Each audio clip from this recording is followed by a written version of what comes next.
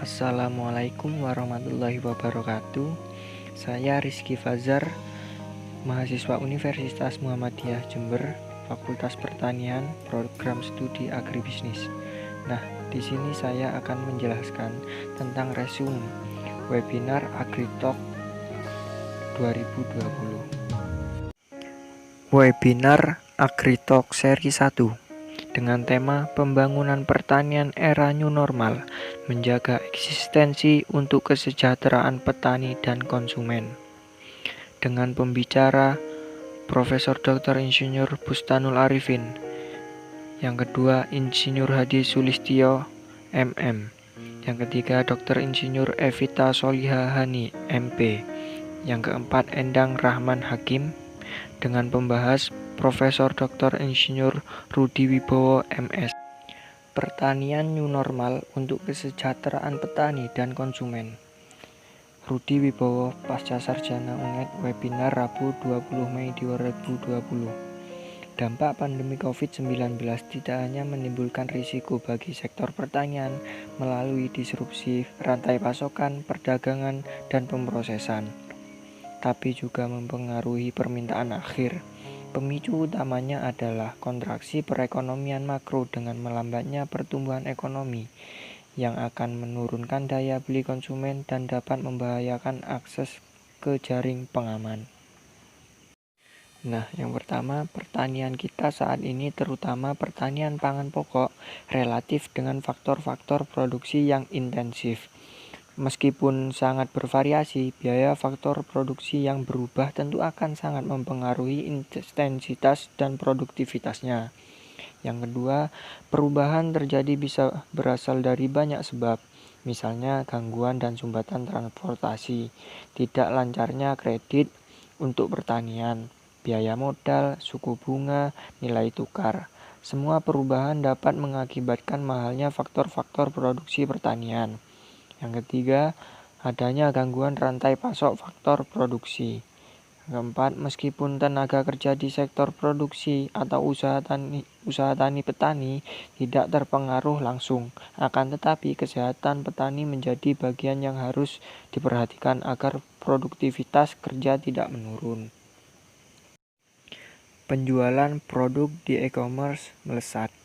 Melalui kegiatan digitalisasi, inovasi, dan adaptasi, bisnis F&B bisa tetap bertahan di tengah wabah COVID-19 ini dan PSBB yang diberlakukan pemerintah, yang mana kuncinya adalah dengan mengoptimalkan penggunaan teknologi digital untuk tetap berinteraksi dengan pelanggan. Jika mereka dapat melakukan transformasi tersebut, kami percaya hasilnya tidak akan terasa di tengah wabah pandemi ini, melainkan dalam jangka waktu yang panjang juga. Sejak adanya wabah COVID-19 ini, fenomena perpindahan ke transaksi online tidak hanya terjadi di Indonesia, tapi juga di seluruh dunia dengan metode pembayaran cash, contactless delivery, dan pilihan produk yang lengkap. Masyarakat bisa lebih aman dan nyaman melakukan pembelanjaan tanpa khawatir akan resiko paparan virus jika meninggalkan rumah. Bagaimana menjaga irama supply and demand tetap stabil dan seimbang? Nah, yang pertama ini dengan mengembangkan kemampuan makanan lokal termasuk bagaimana upaya mengganti impor pangan dengan substitusi gandum, dengan tepung jagung, sorghum, singkong, dan lain-lain. Dan mengembangkan agribisnis inklusif pedesaan. Nah, yang kedua ini meningkatkan daya saing komoditi makanan melalui meningkatkan produktivitas dengan mengembangkan teknologi benih dan budidaya berbasis bioteknologi modern. Nah, yang ketiga ini diversifikasi untuk konsumsi makanan lokal dengan meminimalkan bias konsumsi beras, mengurangi ketergantungan pada makanan impor, mengembangkan potensi produksi pangan lokal, dan program transformasi kebiasaan makan. Nah, pada saat ini tentunya perlu untuk menjaga semangat petani.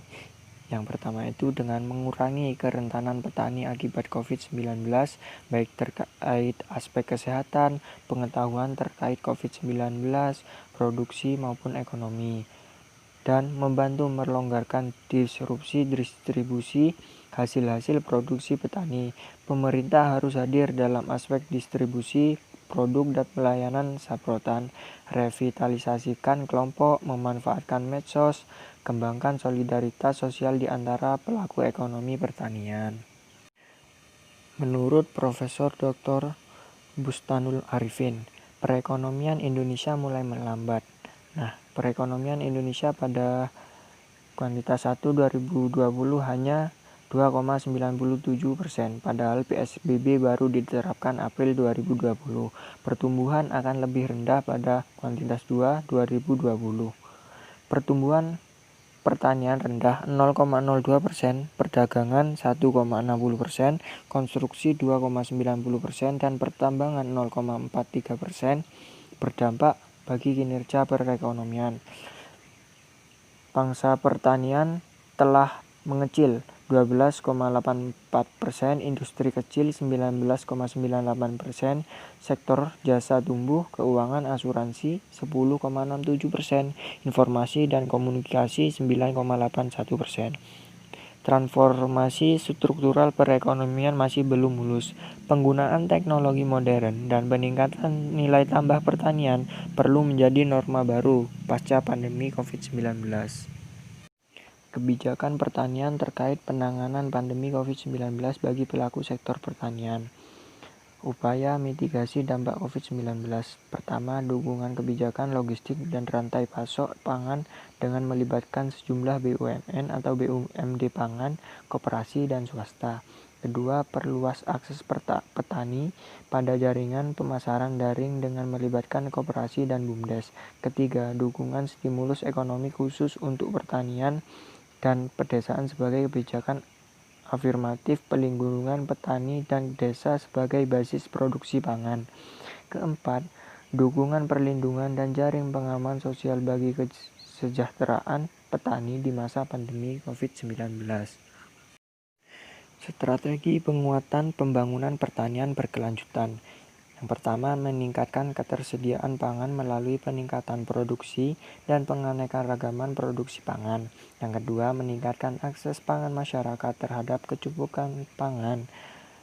Ketiga, meningkatkan mutu pangan dan penganekaragaman konsumsi pangan menuju peningkatan status gizi masyarakat.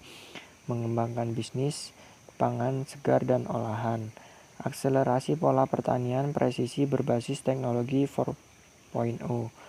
Penyempurnaan sistem data dan informasi pertanian secara spasial, dan regenerasi petani dengan memperluas kesempatan menjadi petani milenial.